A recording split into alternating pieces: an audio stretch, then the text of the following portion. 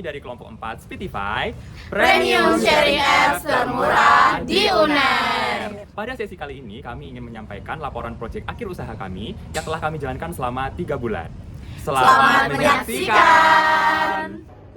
Baik, yang pertama kita akan mengulas kembali bagaimana Speedify menjadi salah satu solusi permasalahan produktivitas mahasiswa Universitas Erlangga. Jadi dari kacamata kami melihat bahwa pelajar dan mahasiswa membutuhkan akses fitur premium untuk aplikasi yang akan digunakan sebagai media pembelajaran, misal Canva, lalu ada CapCut, lalu untuk hiburannya juga ada Spotify dan ada Netflix. Nah, di sini kami juga melihat bahwa karena harganya yang mahal, mahasiswa itu banyak sekali yang menggunakan aplikasi bajakan atau yang ilegal. Hal ini sangat beresiko karena aplikasi ilegal tersebut bisa mencuri data, menyebarkan virus dan sebagainya. Nah, di sini kami melihat peluang bahwa adanya akses legal, aman dan terjangkau bagi pelajar yang akan kami sediakan bagi mahasiswa, yaitu melalui Speedify. Nah, di sini kami melihat adanya peluang untuk menyediakan aplikasi premium yang aksesnya legal, terjangkau dan dapat digunakan semua mahasiswa UNER. Nah, makanya di sini kami menyediakan Speedify atau Premium Sharing App termurah di UNER.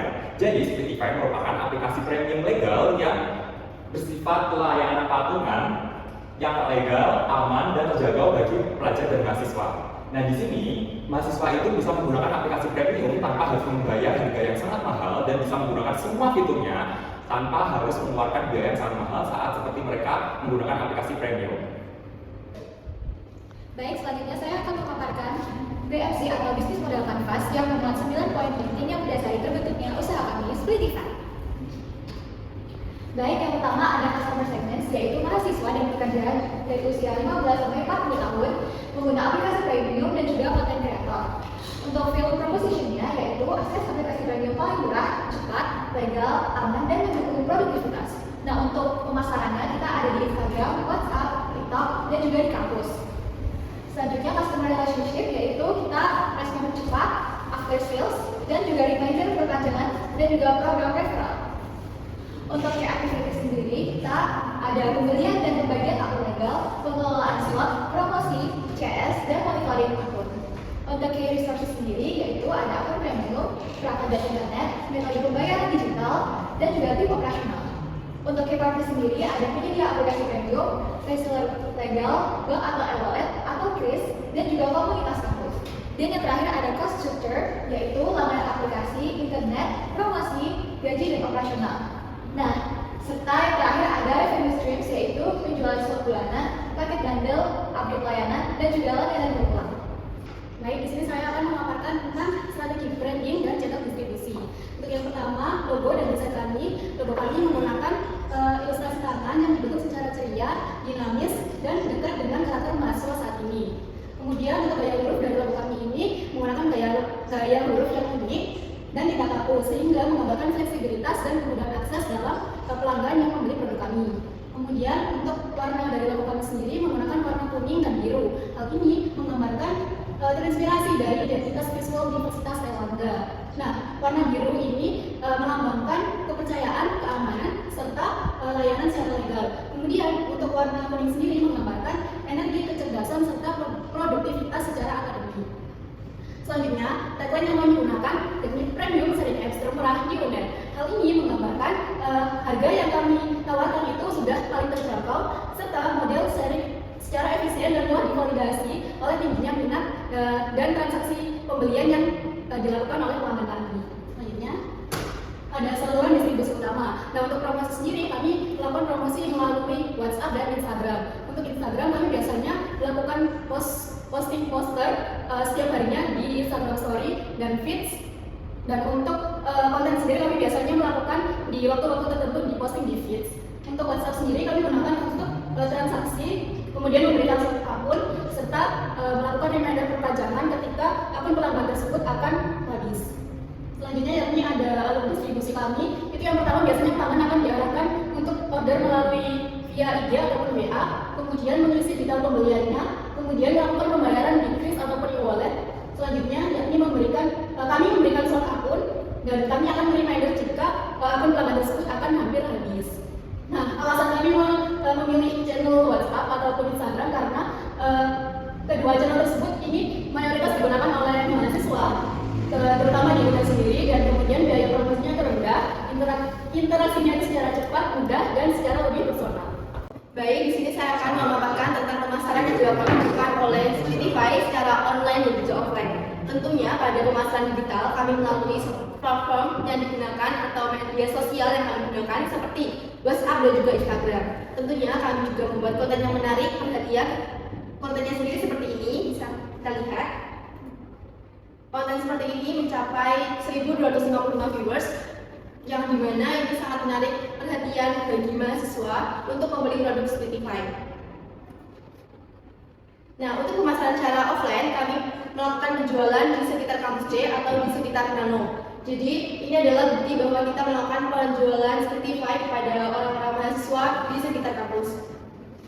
Pada Expo PDB kemarin, Spotify juga bekerjasama dengan usaha kelompok lain dan membuat sebuah permainan yang namanya Blast Battle. Jadi nanti pemain itu dilakukan secara 3 orang dan pemenangnya akan mendapatkan berbagai reward atau gift seperti voucher Spotify produk kami seperti CapCut, Canva, Netflix dan juga aplikasi lainnya. Tentunya ada strategi penjualan dan evaluasi produk. Dalam strategi penjualan Spotify yang pertama ada strategi produk. Layanan premium Spotify cenderung stabil, aman, dan relevan dengan kebutuhan akademik. Sehingga pemilihan aplikasi berdasarkan frekuensi kemampuan mahasiswa seperti Canva, Spotify, Zoom, ChatGPT, dan lain-lain. Tentunya dalam strategi harga kami fokus pada application pricing, yakni harga lebih murah dari pasar untuk menarik pengguna awal. Untuk selanjutnya penghitungan harga berdasarkan biaya resmi dan margin berkelanjutan. Strategi selanjutnya adalah strategi distribusi dan promosi digital first melalui Instagram, WhatsApp, dan TikTok sebagai kanal. Untuk selanjutnya kanal digunakan untuk iklan, layanan cepat, update layanan, dan reminder perpanjangan.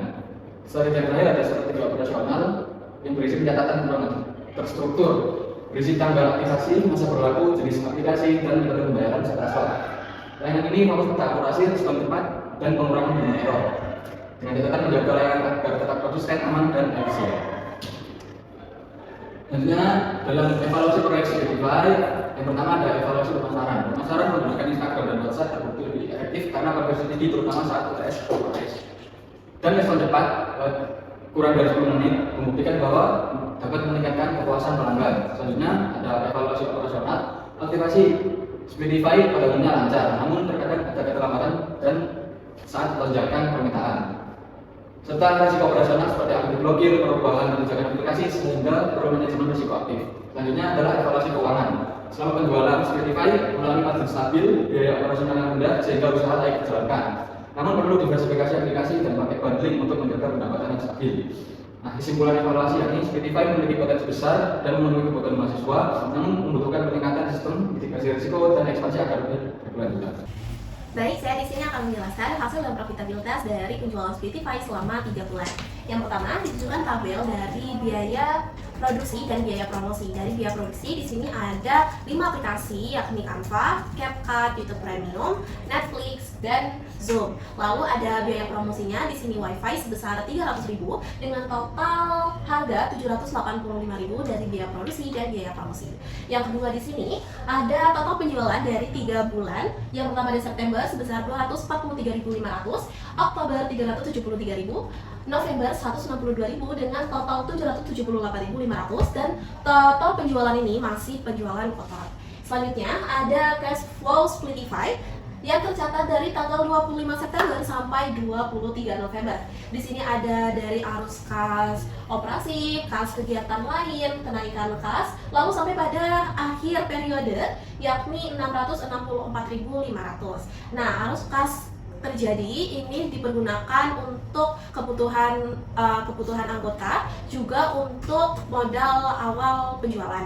Selanjutnya ditujukan laporan laba rugi dari tanggal 25 September sampai 23 November. Penjualannya tercatat 778.500 seperti yang tertera pada tabel sebelumnya. Lalu ada harga pokok produksi atau HPP sebesar 559.600 dan ini bisa kita kurangi karena rumus untuk mengetahui laba yakni penjualan dikurangi harga pokok produksi lalu didapatkan 218.900. Sekian pemaparan hasil dan profitabilitas dari penjualan Spotify selama 3 bulan. Berikutnya saya akan memaparkan mengenai refleksi dan pembelajaran yang didapat.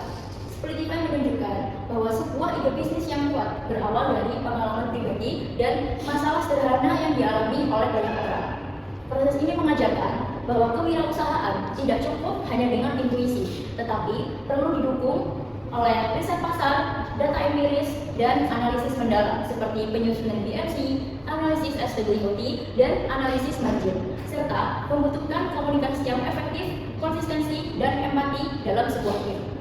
Implementasi di lapangan juga menunjukkan bahwa teori kewirausahaan perlu diterapkan dalam kehidupan nyata, sekaligus untuk membentuk kesadaran bahwa keberlanjutan adalah proses dalam membentuk karakter, keberanian memulai, ketekunan, adaptasi, dan tanggung jawab. Itulah presentasi laporan akhir usaha kami, Splitify. Berdasarkan hasil yang telah kami dapat, Splitify sangat layak dijalankan dan mendapatkan hasil profit sesuai dengan yang kami inginkan. Melalui kegiatan wirausaha, semoga mahasiswa dapat mengasah kemandirian, kepemimpinan, dan kemampuan berpikir kritis, sehingga mampu menciptakan lapangan kerja baru dan memberikan kontribusi nyata bagi perekonomian bangsa.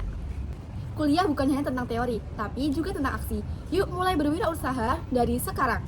Terima kasih.